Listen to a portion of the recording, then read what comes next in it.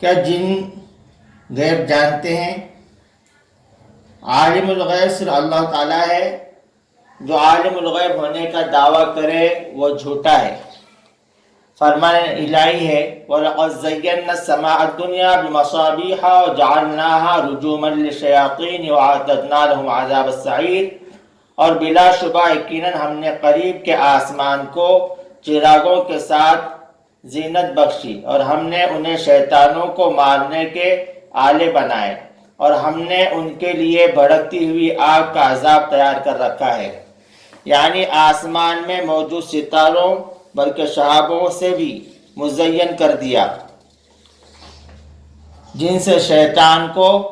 بھگایا جاتا ہے۔ مزید فرمان الہی ہے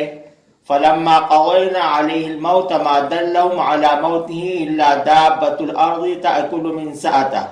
فَلَمَّا خَرَّ تَبَيَّنَتِ الْجِنُّ أَن لَّوْ كَانُوا يَعْلَمُونَ الْغَيْبَ مَا لَبِثُوا فِي الْعَذَابِ الْمُهِينِ۔ پھر جب ہم نے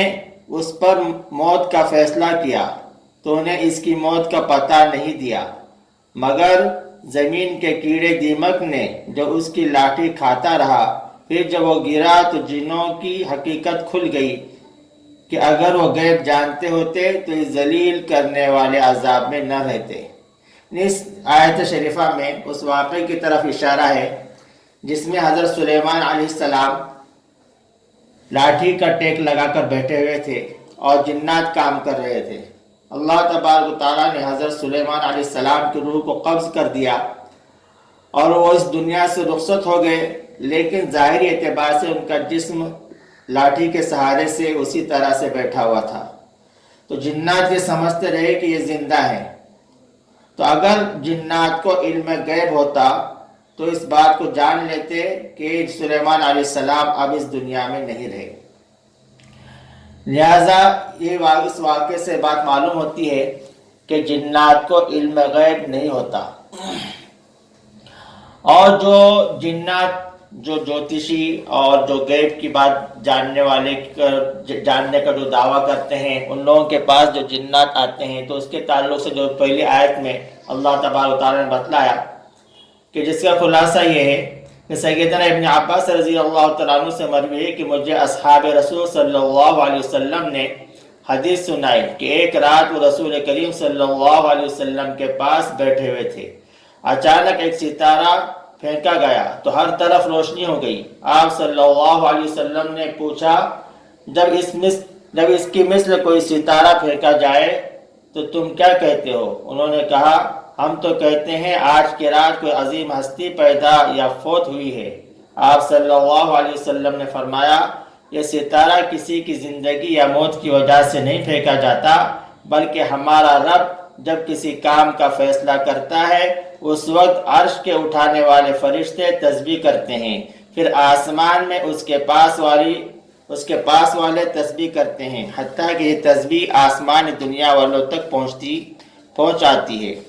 پھر عرش کے اٹھانے والے فرشتوں کے پاس والے فرشتے ان سے پوچھتے ہیں تمہارے رب نے کیا کہا؟ پھر باقی آسمانوں والے ایک دوسرے سے پوچھتے ہیں حتیٰ کہ آسمان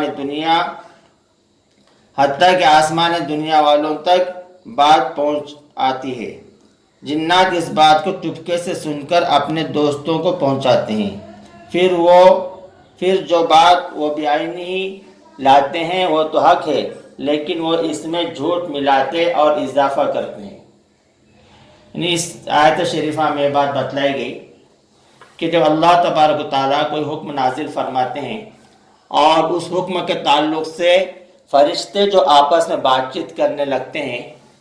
تو جنات آسمان دنیا کی طرف اس وقت میں جاتے تھے اور جا کر ان کی باتوں کو سن لیتے کہ اللہ تبارک و تعالیٰ نے کیا فیصلہ فرمایا۔ پھر ان کے باتوں کو سن کر جو دنیا میں جو ان کے دوست یعنی جو ان کے پجاری جن کو ہم عام زبان میں جوتشی کہتے ہیں تو ان کے پاس آ کر وہ باتیں بتلایا کرتے تھے، اور جب وہ باتیں بتلاتے تو اس کے اندر جو بات سیدھی جو حقیقت ہے اتنی تو صحیح ہوتی، لیکن اس کے اندر وہ اپنی طرف سے کچھ بڑا گھٹا کر اس کو پیش کرتے، اس کو لوگوں کو سناتے۔ لہٰذا جنات غیب کا علم نہیں جانتے، اور اس کی بہت ساری دلیلیں ہیں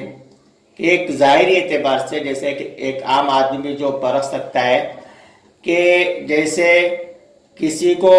پر جنات حاضر ہے اور اس کے پاس کوئی علاج کرنے والا پہنچ جائے تو وہ دیکھتے ہی اس علاج کرنے والے کی طاقت کو نہیں جانتا، اس علاج کرنے والے کو نہیں پہچانتا۔ اگر کوئی اس کے تعلق سے بتائے کہ یہ بہت بڑے عامل ہیں، بہت بڑے مولانا ہیں اور یہ جنتوں کو جلا دیتے ہیں، مار دیتے ہیں، اس طرح سے اگر اس کو ڈرائے دھمکائے تو وہ فوراً اس سے ڈر جائے گا اور اس سے گھبرا جائے گا۔ حقیقت میں اس کی حقیقت کیا ہے، اس کی حیت، اس کی شکل صورت دیکھ کر اس سے متاثر ہوتا ہے، اس کی حقیقت اس کو پتہ نہیں ہوتی۔ یہ بھی ایک دلیل ہے اس بات کی کہ جنات کو غیب کا علم نہیں ہوتا ہے۔